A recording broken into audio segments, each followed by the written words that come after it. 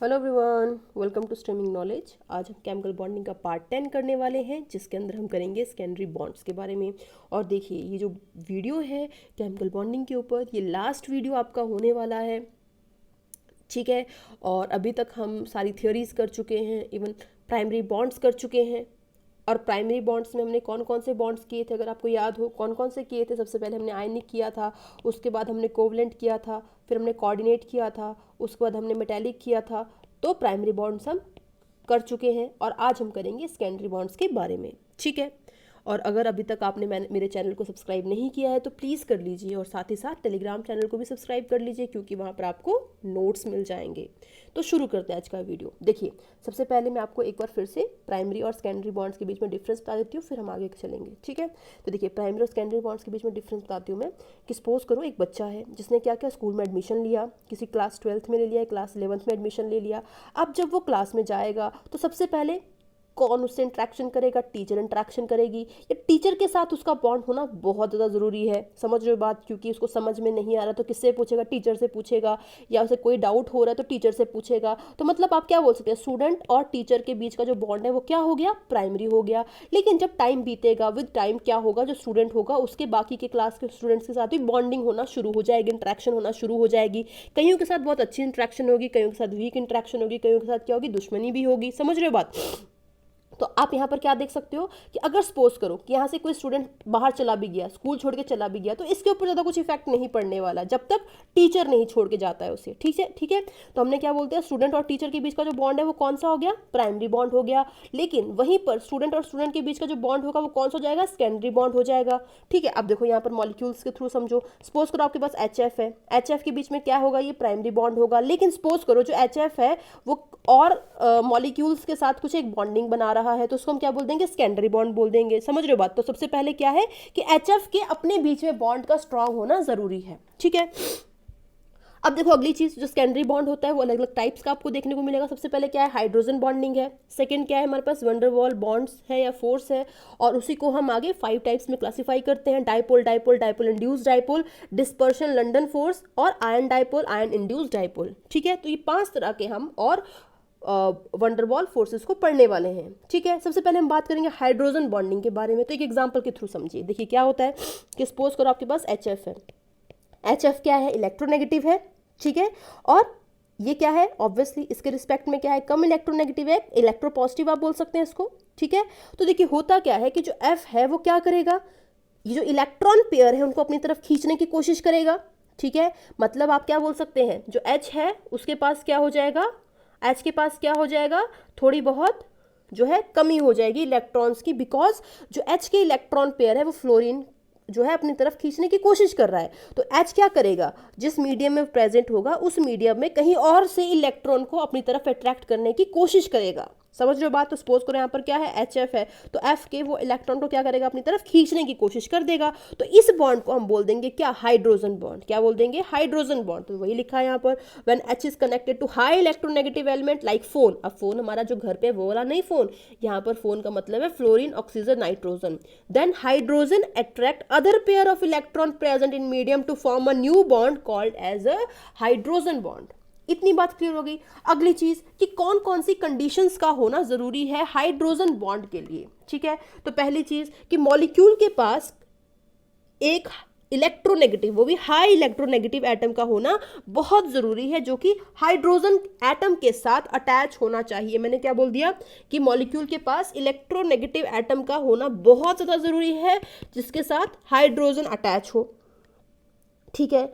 और उसके बाद देखिए अगली चीज, higher the electronegativity higher is the polarisation of molecule and higher is the tendency to form hydrogen bonding. अगर अभी आपने पोलराइजेशन नहीं रिवाइज किया है तो जाके मेरी वीडियोस को आप रिवाइज कर सकते हैं। आपको सेकेंड या थर्ड वीडियो में फजान रूल में इसका मतलब पता चल जाएगा कि what is the meaning of polarisation, ठीक है। तो हमने क्या बोल दिया, जितनी ज़्यादा इलेक्ट्रोनेगेटिविटी होगी उतना ही ज़्यादा पोलराइजेशन होगा मॉलिक्यूल का, और उतनी ज़्यादा टेंडेंसी हो जाएगी किस चीज़ को बनाने की? हाइड्रोजन बॉन्ड को फॉर्म करने की। सपोज करो HF है। H आपको पता है जो बहुत ज़्यादा इलेक्ट्रोनेगेटिव होता है, तो बहुत ज़्यादा इलेक्ट्रॉन्स को अपनी तरफ खींच के रखेगा। तो ऑब्वियसली यार हाइड्रोजन को क्या लगेगा भाई, मुझे जब भी मौका मिलेगा मैं फटाफट किसी और के साथ क्या कर लूंगा, हाइड्रोजन बॉन्ड बना लूंगा, क्योंकि भाई यहाँ पर मुझे फ्लोरीन तो छोड़ने वाला है नहीं, समझ रहे हो बात। तो इसको हम क्या बोल रहे हैं कि जितनी ज़्यादा हायर इलेक्ट्रोनेगेटिविटी होगी उतनी ज़्यादा पोलराइजेशन हो जाएगी मॉलिक्यूल की, और उतनी ज़्यादा टेंडेंसी हो जाएगी हाइड्रोजन बॉन्ड को बनाने की। ठीक है, अगली चीज़, जो इलेक्ट्रोनेगेटिव एटम है उसका साइज क्या होना चाहिए, स्मॉल होना चाहिए।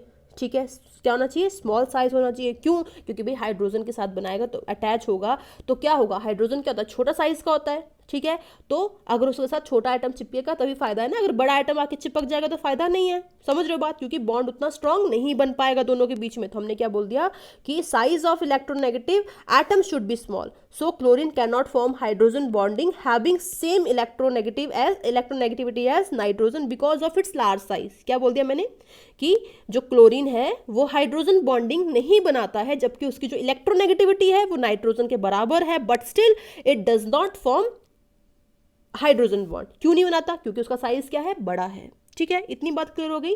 हमने क्या बोल दिया कि साइज जो है इलेक्ट्रोनेगेटिव एटम का छोटा होना चाहिए। ठीक है, आगे चलो। अब देखिए हमारे पास क्या रहा, टाइप्स ऑफ हाइड्रोजन बॉन्डिंग आ रहा है।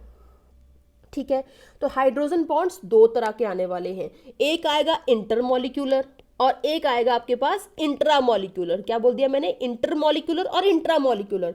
अरे भाई क्या होता है, जब सपोज करो तुम जो है बैडमिंटन खेलते हो, ठीक है, और तुम अपने स्कूल से बाहर किसी और स्कूल के साथ खेलने जा रहे हो बैडमिंटन, तो उसको क्या बोल देंगे, इंटर स्कूल कंपटीशन। क्या बोल देंगे, इंटर स्कूल कंपटीशन।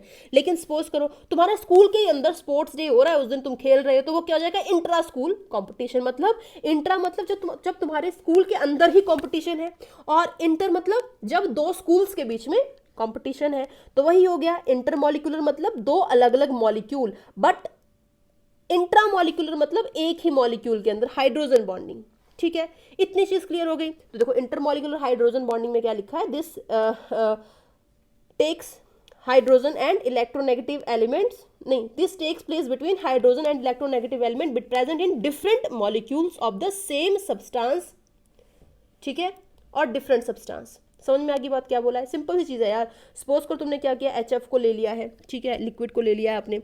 अब क्या होगा कि जब HF जो है उसमें बहुत सारे HF मॉलिक्यूल एग्जिस्ट करेंगे, ठीक है, तो उन इंडिविजुअल मॉलिक्यूल्स के बीच में क्या होगा, इस तरीके से हाइड्रोजन बॉन्ड जो है एग्जिस्ट कर रहा होगा, उसको हम बोल देंगे इंटरमॉलिक्यूलर हाइड्रोजन बॉन्ड। ठीक है, वहीं पर देखिए अगर हम बात करते हैं एक्वस फेज की, ठीक है, क्या बोल दिया मैंने, एक्वस फेज की, तो साइक्लाइजेशन देखने को मिलती है। साइक्लाइजेशन का मतलब क्या हो गया कि ये वाला फ्लोरीन जो है इसके साथ शो करेगा हाइड्रोजन बॉन्डिंग, ये वाला फ्लोरीन इसके साथ शो करेगा, ये वाला फ्लोरीन इसके साथ शो करेगा, तो ये एक्वस फेज में हमें साइक्लाइजेशन देखने को मिलती है। ठीक है, अगला एग्जांपल देखिए वाटर का है, ठीक है, HOH, ठीक है, तो ये वाला हाइड्रोजन क्या करेगा, इस ऑक्सीजन के साथ हाइड्रोजन बॉन्ड बना देगा, या फिर ये ऑक्सीजन इसके साथ बना देगा, ये हाइड्रोजन इस ऑक्सीजन के साथ बना देगा, ये हाइड्रोजन इस ऑक्सीजन के साथ बना देगा। तो आप क्या देख पा रहे हो कि यहाँ पर जो एक वाटर मॉलिक्यूल है वो एक साथ 4 हाइड्रोजन बॉन्ड बना सकता है। कितने बना सकता है, 4 हाइड्रोजन बॉन्ड बना सकता है, लेकिन HF जो था वो सिर्फ 2 ही बना सकता था। समझ रहे हो बात, क्योंकि देखो 2 ऑक्सीजन से पॉसिबल है और 2 हाइड्रोजन से पॉसिबल है, तो 4 हाइड्रोजन बॉन्ड पॉसिबल है, बट HF के केस में सिर्फ 2 हाइड्रोजन बॉन्ड ही पॉसिबल थे। ठीक है, आगे बढ़ते हैं हम लोग। NH3 का एग्जांपल देखिए, NH3 है यहाँ पर, ठीक है, ये वाला हाइड्रोजन इस नाइट्रोजन के साथ बना सकता है, ये वाला हाइड्रोजन इस नाइट्रोजन के साथ बना सकता है, इस वाला हाइड्रोजन इस नाइट्रोजन के साथ बना सकता है, और लोन पेयर भी या नाइट्रोजन जो है ये वाला ये हाइड्रोजन के साथ बना सकता है। मीन्स NH3 भी कितने हाइड्रोजन बॉन्ड बना सकता है, तो 4 हाइड्रोजन बॉन्ड बना सकता है। इतनी बात क्लियर हो गई। अब देखो थोड़ा सा आगे बढ़ते हैं हम लोग, अल्कोहल्स का देख लो। अब देखो अल्कोहल में क्या होता है, जब आपने कभी देखा है कि अल्कोहल आपने पानी में डाली और फिर आपने क्या किया, उसको चम्मच से घुमाया हो, कभी देखा है ऐसा, कभी नहीं देखा यार। आप क्या करते हो, अल्कोहल को उठाते हो और नहीं सॉरी अल्कोहल को पानी में लेते हो गिलास में, उसमें पानी डाल देते हो, यही करते हो, चम्मच से उसको घुमाने की कोशिश नहीं करते हो यार, उसकी ज़रूरत भी नहीं पड़ती है। क्यों नहीं पड़ती है, बिकॉज जैसे ही आप अल्कोहल के अंदर पानी डालोगे तो क्या होगा, उनके बीच में क्या हो जाएगा, हाइड्रोजन बॉन्ड बन जाएगा। समझ रहे हो बात, क्या हो जाएगा, हाइड्रोजन बॉन्ड बन जाएगा, जिसके कारण वो इजिली सॉल्यूबल हो जाएगी, उसको आपको घुमाने की ज़रूरत नहीं पड़ेगी। समझ रहे हो बात, तो वही लिखा है अल्कोहल्स के बीच में क्या होता है, देखो यहाँ पर अल्कोहल्स और वाटर के बीच में क्या हो जाएगा, यहाँ पर हाइड्रोजन बॉन्ड जो है वो देखने को मिलेगा। ठीक है, तो ये चीज़ आपको याद रखनी है कि अल्कोहल को जब आप पानी में मिलाओगे या पानी को जब आप अल्कोहल में मिलाओगे तो आपको मिक्स करने की ज़रूरत नहीं है, वो ऑटोमेटिकली ही सॉल्युबल हो जाएंगे बिकॉज ऑफ हाइड्रोजन बॉन्डिंग। ठीक है, तो देखो ये देखो, और इसमें देखो इंडिविजुअल के बीच में भी एग्जिस्ट कर रहा है, तो ये एक अल्कोहल का मॉलिक्यूल, एक अल्कोहल का मॉलिक्यूल, तो इस ऑक्सीजन और इस H के बीच में हाइड्रोजन बॉन्ड, या फिर जब अल्कोहल को वाटर में ले रहे हैं तो यहाँ पर ROH और H2O, तो यहाँ पर देखो इस ऑक्सीजन के साथ ये हाइड्रोजन मतलब बॉन्ड, और ये वाले हाइड्रोजन के साथ ये ऑक्सीजन के साथ बॉन्ड, देखिए दो यहाँ पर बन रहे हैं। ठीक है, इतनी बात क्लियर होगी, थोड़ा सा आगे बढ़ते हैं हम लोग। अब देखिए एसिड्स की अगर हम बात करते हैं तो एसिड्स के केस में क्या होता है कि एसिड्स डायमराइज कर देते हैं। डायमराइज क्यों कर जाते हैं? Because of hydrogen bonding. Suppose करो आपके पास एसिड है, क्या RCOOH इतना ही आएगा ना एसिड, देखो RCOH आएगा, तो RC डबल बॉन्ड O या OH इस तरीके से आएगा, राइट। और यहाँ पर भी देखो RC डबल बॉन्ड OH इस तरीके से आएगा। मीन्स क्या हुआ कि जो ये वाला हाइड्रोजन है इस ऑक्सीजन के बीच में क्या होगा? हाइड्रोजन बॉन्ड होगा, और इस वाले हाइड्रोजन और इस ऑक्सीजन के बीच में क्या हो जाएगा? हाइड्रोजन बॉन्ड हो जाएगा। मीन्स जो एसिड्स हैं वो क्या करते हैं? डाइमराइज कर जाते हैं बिकॉज ऑफ हाइड्रोजन बॉन्डिंग। ठीक है, ये चीज़ हो गई। अब अगला देखिए साइनाइड्स हैं। ठीक है, साइनाइड्स में देखिए RCN इस तरीके से अटैच्ड है, इसमें हमने क्या किया, मिथेन ले लिया R की जगह, तो मिथाइल, और ये मिथाइल ग्रुप हो गया, साइनाइड हो गया। तो उसमें देखिए क्या होगा कि आपको पता है C triple bond N, C triple bond N मतलब कौन सी हाइब्रिडाइजेशन होगी वहाँ पर, बताओ। 1 2 दो सिग्मा बॉन्ड है, 1 2 दो सिग्मा बॉन्ड है, दो सिग्मा बॉन्ड मतलब S पे हाइब्रिडाइजेशन, मतलब S पे हाइब्रिडाइजेशन मतलब S करेक्टर कितना आ गया? 50%, और जितना ज़्यादा एस करेक्टर मीन्स उतनी ज़्यादा इलेक्ट्रोनेगेटिविटी, मतलब मैक्सिमम जो एस करेक्टर है वो ट्रिपल बॉन्ड के केस में होता है। तो मतलब आप क्या बोल सकते हो कि ये बहुत ही ज़्यादा इलेक्ट्रोनेगेटिव है। ठीक है, तो इलेक्ट्रोनेगेटिव होने के कारण वो क्या करेगा, ये वाले इलेक्ट्रॉन पेयर को अपनी तरफ खींचेगा और फिर इसको खींचेगा। तुम क्या बोल सकते हो कि जो ये हाइड्रोजन है वो क्या करेगा, कोशिश करेगा कि जो साइनाइड अपनी तरफ इलेक्ट्रॉन को खींच रहा है उसकी भरपाई कहीं और से कर सके, तो वो क्या करेगा, बगल वाले नाइट्रोजन के साथ हाइड्रोजन बॉन्डिंग लाने की कोशिश करेगा। तो देखो यहाँ पर हाइड्रोजन बॉन्ड बन रहा है। आई होप इतनी चीज क्लियर होगी। ठीक है, अब देखो अगला हमारे पास क्या है, इंट्रामोलिकुलर हाइड्रोजन बॉन्डिंग, मतलब स्कूल के अंदर, मतलब मॉलिक्यूल के अंदर ही हाइड्रोजन बॉन्डिंग देखने को मिल रही है। ठीक है, तो this type of hydrogen bonding occurs when polar hydrogen and electronegative atom are present in same molecule. क्या लिखा है देखो, सेम मॉलिक्यूल के अंदर होंगे तब होगी इंट्रामोलिकुलर हाइड्रोजन बॉन्डिंग। ठीक है, तो देखो यहाँ पर सैलिसिलडिहाइड है, तो कैसे होगा, देखो ये इस तरीके से है। ठीक है, यहाँ पर OH ग्रुप होता है और यहाँ पर CHO मतलब एल्डिहाइड ग्रुप होता है। तो यहाँ पर क्या देखने को मिलेगा कि इसका H और इसका O, इन दोनों के बीच में हाइड्रोजन बॉन्ड देखने को मिलेगा। ठीक है, तो इसको हम क्या बोल रहे हैं, इंट्रामोलिकुलर हाइड्रोजन बॉन्डिंग बोल रहे हैं। ठीक है, दूसरा एग्जांपल देखो ऑर्थोनाइट्रोफिनोल, इसमें देखिए यहाँ पर OH है और इसके ऑर्थो पे क्या है, नाइट्रो ग्रुप है। तो नाइट्रो ग्रुप में क्या होगा, जो ऑक्सीजन है और हाइड्रोजन है उसके बीच में क्या देखने को मिलेगा, आपको हाइड्रोजन बॉन्ड देखने को मिलेगा।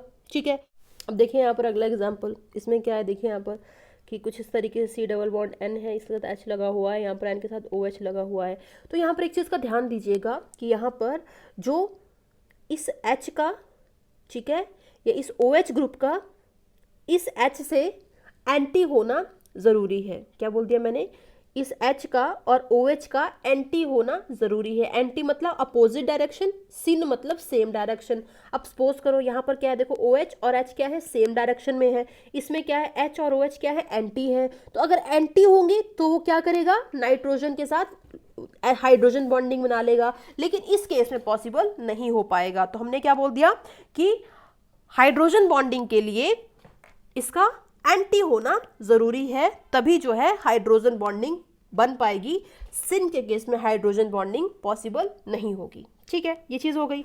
अगली चीज देखिए, condition for formation of intramolecular hydrogen bond.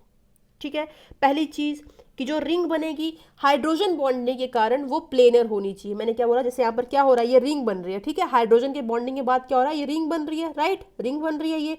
तो पहले ये 6 मेंबर्ड रिंग थी, लेकिन जैसे ही हाइड्रोजन बॉन्डिंग हुई तो वापिस से क्या हुआ, एक और रिंग यहाँ पर बन गई। ठीक है, फिर से एक और 6 मेंबर्ड रिंग बन गई। तो जो 6 मेंबर्ड रिंग बन रही है इसका इसी प्लेन में होना बहुत ज़्यादा ज़रूरी है, प्लेनर होना बहुत ज़्यादा ज़रूरी है। तो वही लिखा है कि जो रिंग बनेगी उसका प्लेनर होना ज़रूरी है। अगली चीज़ कि जब भी हाइड्रोजन बॉन्डिंग होगी तो 5 या 6 मेंबर्ड रिंग बनेगी, क्योंकि अगर उससे कम ज़्यादा बनेगी तो वो क्या हो जाएंगी, अनस्टेबल हो जाएंगी। तो इसलिए हमेशा 5 या 6 मेंबर रिंग जो है बनती हैं। अगली चीज़, जो एटम्स हैं, ठीक है, उनको हम इस तरीके से आप बोल सकते हैं प्लेस करेंगे ताकि जो है उनके बीच में मिनिमम स्ट्रेन होना चाहिए ड्यूरिंग रिंग क्लोजर। समझ रहे हो बात, मतलब क्या है, मतलब सपोज करो यहाँ पर ये एटम लगा हुआ है, यहाँ पर अगर ये लगा हुआ है, यहाँ पर अगर ये लगा हुआ है, तो सपोज करो जब रिंग क्लोजर हो रहा है, जब रिंग क्लोजर होगा तो इन एटम्स का कुछ इस तरीके से अरेंजमेंट होना चाहिए ताकि जो है उसके बीच में मिनिमम स्ट्रेन हो। अगर मिनिमम स्ट्रेन होगा तो मैक्सिमम स्टेबिलिटी अपने आप ही हो जाएगी, ठीक है। अगली चीज चिलेशन। चिलेशन इफेक्ट क्या होता है, जो रिंग बनती है उसको हम क्या बोल देते हैं, चिलेशन बोल देते हैं।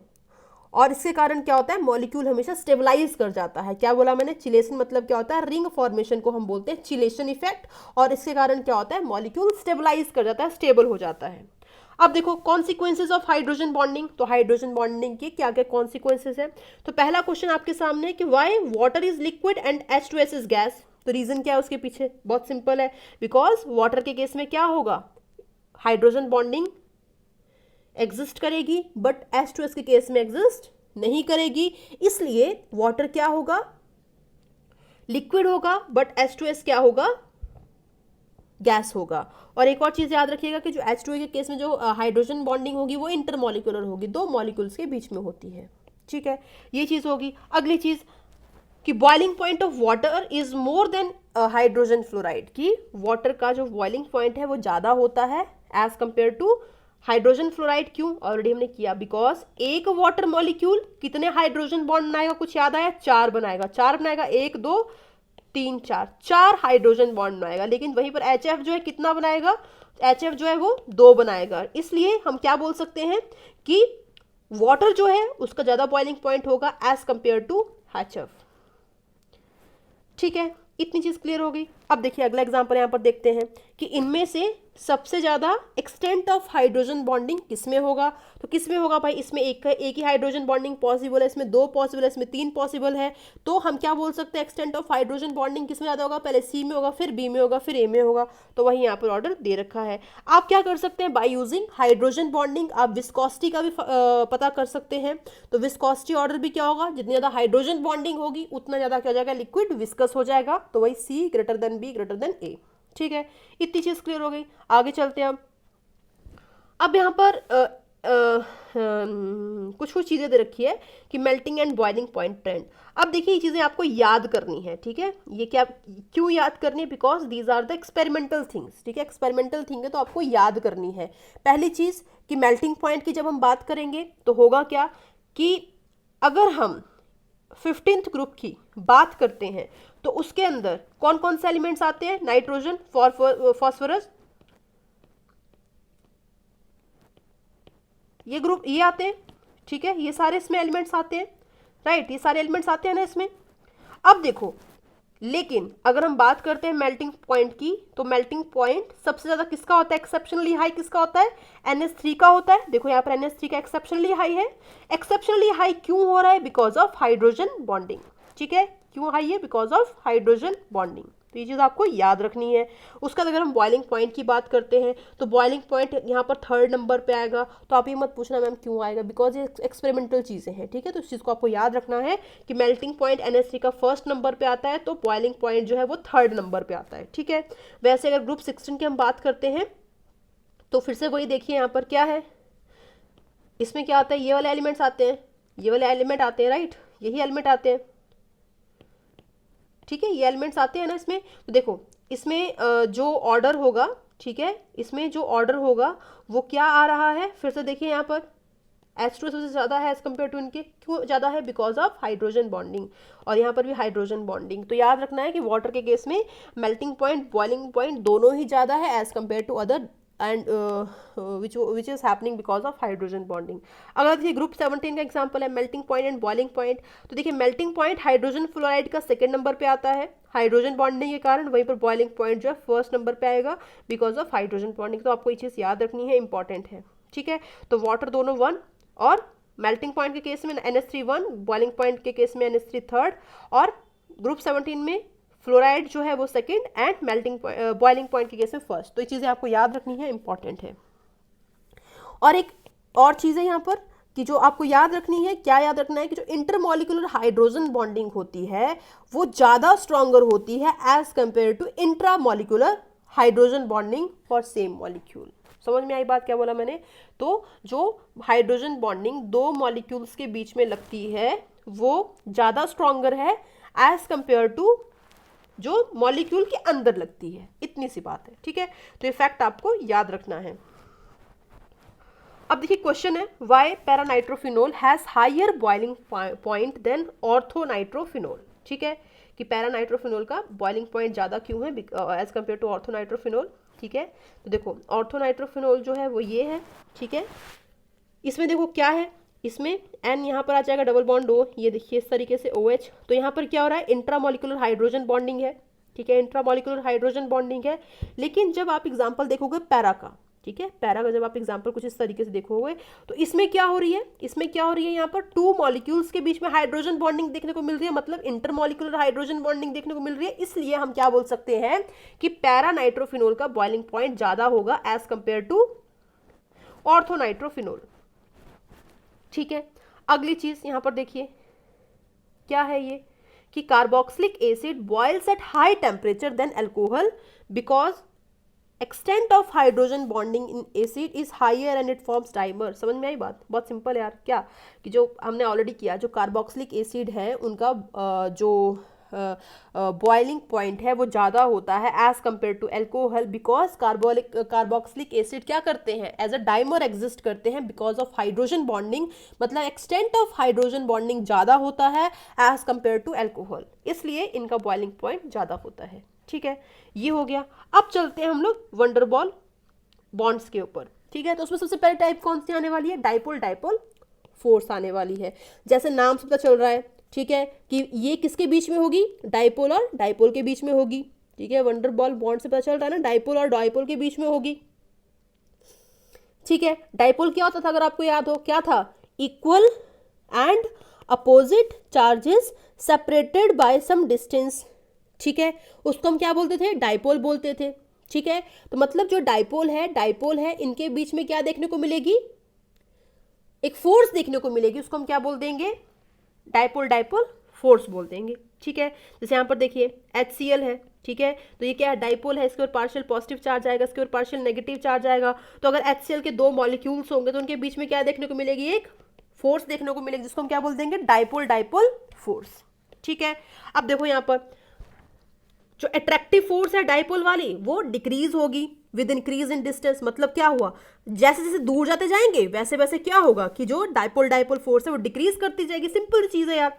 अगली चीज कि जो ये फोर्स है इसको हम क्या बोलते हैं, कीसम फोर्स भी बोलते हैं। याद रखना है, डाइपोल डाइपोल फोर्स को ही हम लोग कीसम फोर्स भी बोल देते हैं। और energy between dipole dipole interaction जो होगी वो किसके प्रोपोर्शनल होगी, 1/r² के प्रोपोर्शनल होगी। तो ये चीज़ आपको याद रखना है। लेकिन जब मॉलिक्यूल्स स्टेशनरी होंगे, ठीक है, जब मॉलिक्यूल्स स्टेशनरी होंगे तो जो डाइपोल डाइपोल इंट्रैक्शन की एनर्जी होगी वो 1/r² के प्रोपोर्शनल होगी। लेकिन जब मॉलिक्यूल्स रोटेटिंग होंगे तो उस केस में जो एनर्जी होगी वो 1/r², r⁻⁶ के प्रोपोर्शनल होगी। तो ये चीज़ आपको याद रखना है, 1/r² व्हेन स्टेशनरी और 1/r⁻⁶ व्हेन रोटेटिंग। और ये किस केस में हो रहा है, तो डाइपोल डाइपोल फोर्स के केस में ये आपको देखने को मिल रहा है। ठीक है, अब देखो थोड़ा सा आगे बढ़ते हैं हम लोग। अब अगली फोर्स हमारे पास कौन सी है, डाइपोल इंड्यूस्ड डाइपोल फोर्स, या इसको हम डिवाई फोर्स ही बोल देते हैं। तो पहला देखिए डाइपोल के बीच में, और डाइपोल जो है वो किसी और डाइपोल के बीच में क्या कर रहा है, फोर्स को इंड्यूस कर दे रहा है। तो एग्जांपल देती हूँ मैं आपको। सपोज करो तुम्हारी क्लास है, ठीक है, क्लास में एक शरारती बच्चा है। ठीक है, एक क्या है, शरारती बच्चा है। ठीक है, स्टूडेंट एक क्या है, वो शरारती है। तो क्या होगा कि जैसे ही वो और स्टूडेंट्स के सामने जाएगा तो उससे इन्फ्लुएंस्ड होके बाकी के लोग भी क्या बन जाएंगे, शरारती बन जाएंगे। यही होगा। या सपोज करो एक स्टूडेंट क्या है, इंटेलिजेंट है, तो जब उसका इन्फ्लुएंस और स्टूडेंट्स पे पड़ेगा तो और भी क्या हो जाएंगे, इंटेलिजेंट या पढ़ाई की तरफ ध्यान देने लग जाएंगे। तो मतलब हम क्या बोल सकते हैं कि इंड्यूस हो रहा है उनके अंदर इंटेलिजेंसी, या फिर जो भी आप बोल सकते हैं ईमानदारी या फिर शरारत। तो यही यहाँ पर क्या है, डायपोल इंड्यूस्ड डायपोल, मतलब एक डायपोल है, जब वो किसी और मॉलिक्यूल के पास आएगा तो वो भी क्या हो जाएगा, डायपोल उसके अंदर भी इंड्यूस हो जाएगा, जिसके उन दोनों के बीच में जो फोर्स होगी उसको हम बोल देंगे डायपोल इंड्यूस्ड डायपोल फोर्स। ठीक है, तो देखो ये किस किस के बीच में होगी, तो ये पोलर मॉलिक्यूल और नॉन पोलर मॉलिक्यूल के बीच में होगी। एग्जांपल देती हूँ, सपोज करो आपके पास क्या है, यहाँ पर HCl है, ठीक है, और दूसरा आपके पास क्या है, F2 है, ठीक है, ऐसे है, चलो उल्टा लिख दिया मैंने, एक बार फिर से लिखते हैं। सपोज करो ClH है, इस तरीके से, एक मिनट नहीं, भी गड़बड़ है, HCl है, और यहाँ पर मैंने क्या ले लिया, F ले लिया, ठीक है, तो यहाँ पर क्या जाएगा, पार्शियल नेगेटिव आ जाएगा, पार्शियल पॉजिटिव होगा। तो मतलब क्या हुआ कि जो ये पार्शियल पॉजिटिव चार्ज वाला जो एटम है वो क्या करेगा, इस फ्लोरीन के ऊपर भी क्या कर देगा, इंड्यूस कर देगा, क्या, चार्ज को, क्योंकि फ्लोरीन क्या इलेक्ट्रोनेगेटिव है, तो वो क्या कर देगा, उसके ऊपर इंड्यूस कर देगा, तो उसके ऊपर क्या जाएगा, पार्शियल नेगेटिव चार्ज आ जाएगा। समझ रहे हो बात, तो ये मतलब, अदरवाइज फ्लोरीन क्या था, वो एक नॉन पोलर मॉलिक्यूल था। तो वही लिखा है यहाँ पर कि जो ये डायपोल इंड्यूस्ड डायपोल फोर्स होगी वो एक पोलर और एक नॉन पोलर मॉलिक्यूल के बीच में होगी। ठीक है, इतनी बात क्लियर हो गई। साथ ही साथ डायपोल इंड्यूस्ड डायपोल इंट्रैक्शन में जो एनर्जी होगी वो इन्वर्सली प्रोपोर्शनल होगी r⁻⁶ के। तो ये चीज़ आपको याद रखनी है। क्या क्या आप बोला मैंने आप पहले, डायपोल के केस में 1/r² के प्रोपोर्शनल होगी जब स्टेशनरी होगा, और 1/r⁶ के प्रोपोर्शनल होगी जब रोटेटिंग होगा। लेकिन वहीं पर डायपोल इंड्यूस्ड डायपोल के केस में वो 1/r⁶ के प्रोपोर्शनल होगी। ठीक है, तो चीज़ आपको याद रखनी है। आगे बढ़ते हैं, तो देखिए यही एग्जाम्पल यहाँ पर दे रखा है। क्या एग्जाम्पल दे रखा है कि आपके पास कुछ एक तरह का यहाँ पर मॉलिक्यूल है जिसके अंदर क्या है, परमानेंट डायपोल है, H के ऊपर पार्शियल पॉजिटिव, Cl के बीच ऊपर पार्शियल नेगेटिव, लेकिन दूसरा मॉलिक्यूल भी है जो कि क्या है, नॉन पोलर है। तो जैसे ही इसके पास जाएगा, इसके अंदर क्या होगा, इस साइड पे पार्शियल पॉजिटिव चार्ज जो है वो इंड्यूस हो जाएगा, इस साइड पे पार्शियल नेगेटिव चार्ज इंड्यूस हो जाएगा। तो यहाँ पर क्या हो गया, ये डायपोल इंड्यूस्ड डायपोल फोर्स, मतलब ये इंड्यूस्ड डायपोल हो गया, ये डायपोल हो गया, दोनों के बीच में जो फोर्स एग्जिस्ट कर रही है उसको हम बोल दे रहे हैं डायपोल इंड्यूस्ड डायपोल फोर्स। ठीक है, अगली फोर्स देखिए यहाँ पर डिस्पर्शन या लंडन फोर्स। जैसे मैंने आपको पहले बताया कि London force means London scientist के नाम पर इसका नाम रखा गया, लंदन फोर्स। ठीक है, इसी को हम डिस्पर्शन फोर्स भी बोल देते हैं।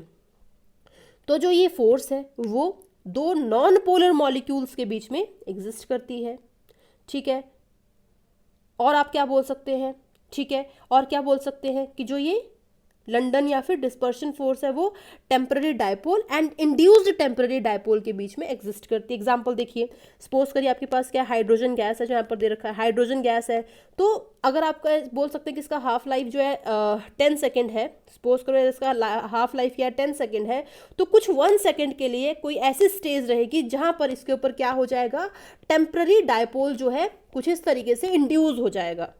ठीक है, टेम्पररी डायपोल जो है वो टेम्पररी डायपोल की तरह ये एग्जिस्ट करेगी। तो क्या होगा, जैसे ही ये टेम्पररी डायपोल की तरह एग्जिस्ट करी तो उसके आसपास वाले जो मॉलिक्यूल्स होंगे उनमें भी क्या आ जाएगा, थोड़ा बहुत डायपोल का इंडक्शन हो जाएगा, मतलब उनके ऊपर भी क्या आ जाएगा, इंड्यूस्ड डायपोल आ जाएगा। और जो इस टेम्पररी डायपोल और इंड्यूस्ड टेम्पररी डायपोल के बीच में फोर्स देखने को मिलेगी उसको हम क्या बोल देंगे, डिस्पर्शन या फिर लंदन फोर्स।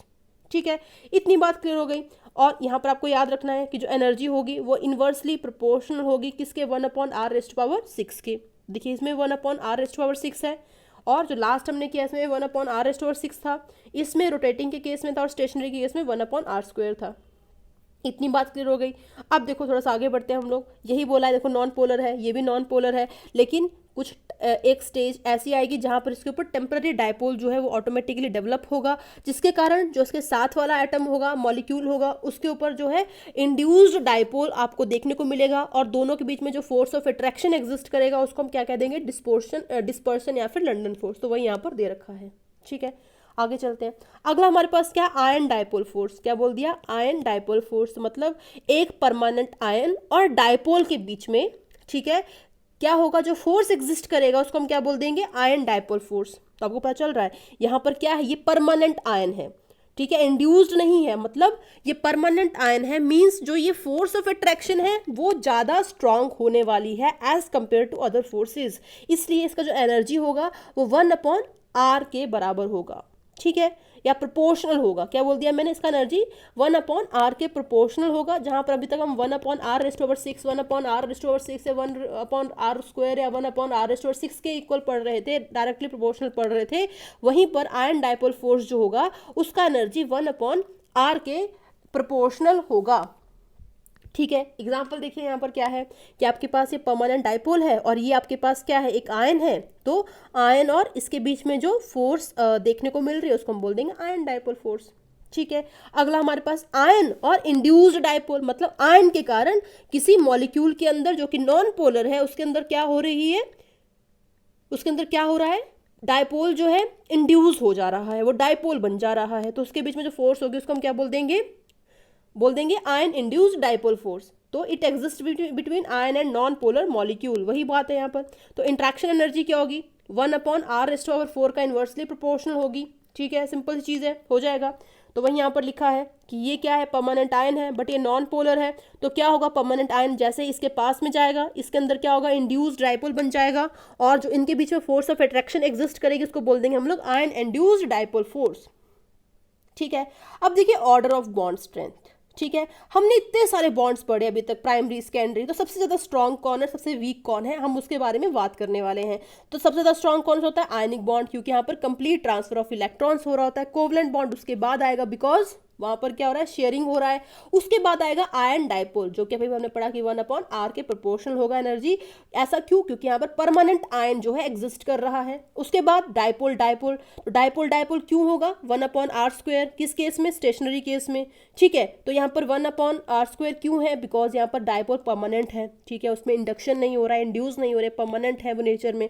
अगला हमारे पास क्या आएगा, आयन और इंड्यूस डाइपोल, क्योंकि आयन क्या है, परमानेंट है, और वो क्या कर रहा है, किसी नॉन पोलर मॉलिक्यूल के अंदर डाइपोल को इंड्यूस कर रहा है। तो 1/r⁴ उसका आ गया। फिर आ गया डाइपोल रोटेटिंग, 1/r⁻⁶ क्यों लिया हमने पहले इसको, बिकॉज डाइपोल क्या है, they are permanent not induced. ठीक है, उसके बाद डाइपोल इंड्यूस्ड डाइपोल आ जाएगा और बाद में लंडन फोर्स आ जाएगा, जो कि दो नॉन पोलर मॉलिक्यूल्स के बीच में था। ठीक है, या temporary dipole and temporary induced dipole के बीच में था। ठीक है, तो ये ऑर्डर आपको याद रखना है, इंपॉर्टेंट है। ठीक है, इतना हो गया।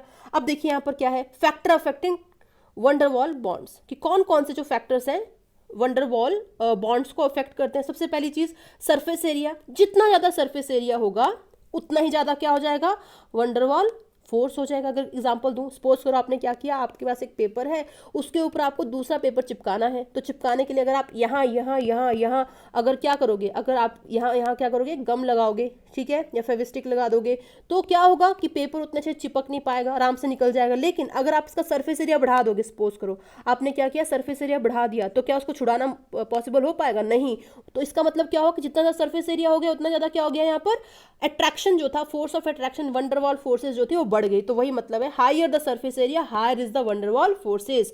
अगली चीज, higher the mass higher the van der Waals force, जितना ज्यादा मास होगा उतना ज्यादा क्या हो जाएगा, वंडरवॉल फोर्स हो जाएगा। अगला, higher the number of electron higher the van der Waals force, जितना ज्यादा नंबर ऑफ इलेक्ट्रॉन्स होंगे उतनी ही ज्यादा वंडरवॉल फोर्स भी हो जाएगी। तो आपको याद रखना है सबसे पहले सरफेस एरिया, फिर मास एंड फिर नंबर ऑफ इलेक्ट्रॉन। अब एग्जाम्पल देखिए, यहाँ पर दो एग्जाम्पल है आपके पास, CH3 CH2 CH2 CH3 butane, और इसमें क्या है 2 मिथाइल प्रोपेन। इस केस में क्या हो रहा है, सरफेस एरिया रिड्यूस हो जा रहा है, इसमें क्या है, ज़्यादा है, तो इसलिए ये ज़्यादा क्या हो जाएगा, इसमें वंडरवॉल बॉन्ड हो जाएंगे एज कंपेयर टू इसके, मतलब ज़्यादा वंडरवॉल फोर्स स्ट्रॉन्ग किस में होगी, इसमें होगी एज कंपेयर टू इसके।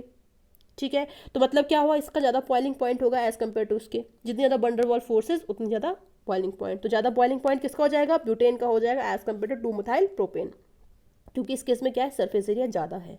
ठीक है, अगला एग्जांपल देखिए यहाँ पर, CH3Cl CH3Br, दोनों के केस में क्या है, Br का मास ज़्यादा है एज कंपेयर टू क्लोरीन। तो क्या होगा कि इसका ज़्यादा बॉइलिंग पॉइंट हो जाएगा because of more van der Waals forces. इतनी बात क्लियर होगी, थोड़ा सा आगे बढ़ते हैं हम लोग। अब देखिए ये एग्जांपल है यहाँ पर, CH4 मीथेन इथेन प्रोपेन। इस केस में देखिए सरफेस एरिया किसका बढ़ रहा है, इसका बढ़ रहा है, या फिर मास किसका बढ़ रहा है, इसका मास ज़्यादा है, फिर इसका है। ठीक है, तो इसलिए वंडरवॉल फोर्सेस जो हैं वो भी इसकी ज़्यादा होंगी, फिर इसकी होगी, फिर इसको होगी। इसका मतलब बॉइलिंग पॉइंट से ज़्यादा किसका हो जाएगा, इसका हो जाएगा, फिर इसका हो जाएगा, फिर इसका हो जाएगा। सिंपल सी चीज़ है। ठीक है, अगला एग्जाम्पल देखिए, CHCl3 और CHF3। ठीक है, इन दोनों में से ज़्यादा एसिडिक कौन होता है। ठीक है, क्वेश्चन क्या है कि CHCl3 एंड CHF3 में ज़्यादा एसिडिक कौन होता है। ठीक है, तो आप कैसे चेक करना है, आपने क्या किया, इसमें से हाइड्रोजन को लूज करवा दिया दोनों में से, आपके पास क्या बना, CCl3 नेगेटिव बना, इसमें बन गया CF3 नेगेटिव। ठीक है, अब अगर आप CF3 नेगेटिव का केस देखते हैं तो देखिए किस तरीके से बनेगा, इस तरीके से बनेगा, जहाँ पर C के पास क्या है, कार्बन के पास क्या है, नेगेटिव चार्ज है। ठीक है, ठीक है, एक इलेक्ट्रॉन है, वहीं पर फ्लोरीन जो है कुछ इस तरीके से अटैच्ड है। वैसे ही देखिए ये वाला केस देखिए, यहाँ पर क्लोरीन कुछ इस तरीके से अटैच्ड है और कार्बन के पास क्या नेगेटिव चार्ज है। ठीक है, तो हम क्या बोल सकते हैं कि ज़्यादा इजीली कौन बन पाएगा, ये बनेगा या फिर ये बनेगा। समझ रहे हो बात, मतलब ज़्यादा इजीली ये बनेगा या फिर ये बनेगा, मतलब ज़्यादा इजीली हाइड्रोजन को कौन लूज करेगा, तो ज़्यादा इजीली कौन हाइड्रोजन को लूज करेगा, ऐसा मॉलिक्यूल जो हाइड्रोजन लूज करने के बाद ज़्यादा स्टेबल हो। क्या बोला मैंने, कि ऐसा मॉलिक्यूल जो हाइड्रोजन लूज करने के बाद ज़्यादा स्टेबल हो। तो हमने क्या किया, यहाँ पर हाइड्रोजन लूज करवा दिया था, अब हम चेक करेंगे कैसे। तो देखो इस केस में क्या है, कार्बन के पास ये इलेक्ट्रॉन है, इस केस में भी कार्बन के पास इलेक्ट्रॉन है, लेकिन यहाँ पर क्या है, क्लोरीन है, यहाँ पर क्या है, फ्लोरीन है। तो क्लोरीन के पास क्या है, वेकेंट डी ऑर्बिटल्स है, लेकिन इसके पास वेकेंट डी ऑर्बिटल्स बिल्कुल नहीं है। तो क्या होगा कि जो ये इलेक्ट्रॉन है वो क्या कर सकता है, इस क्लोरीन के साथ शेयर कर सकता है बैक बॉन्डिंग के थ्रू। समझ रहे हो बात, मीन्स ये ज़्यादा स्टेबल आप बोल सकते हो है as compared to this one. ठीक है, इतनी बात क्लियर हो गई। तो मतलब इस केस में क्या है, इलेक्ट्रॉन गेन इंथैल्पी जो है क्लोरीन की ज़्यादा है as compared to electron gain enthalpy of fluorine. तो इसलिए ये ज़्यादा एसिडिक होगा as compared to this because of back bonding. ठीक है, वहीं पर दूसरा एग्जांपल देखिए, CF3 positive and this one. अब देखिए इसमें बात करते हैं कि ज़्यादा स्टेबल कौन होगा, ज़्यादा आपको क्या लग रहा है बताओ।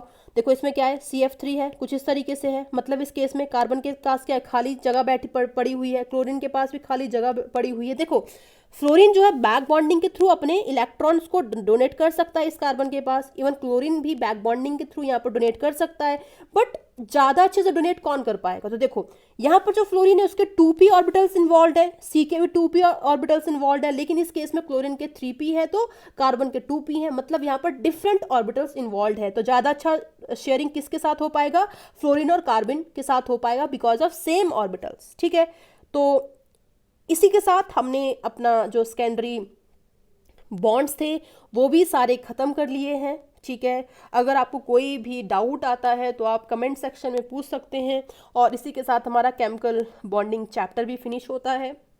होप आपको अच्छा लगा हो, अच्छे से समझ में आया हो। सो बस इतना ही। Thank you, thanks a lot.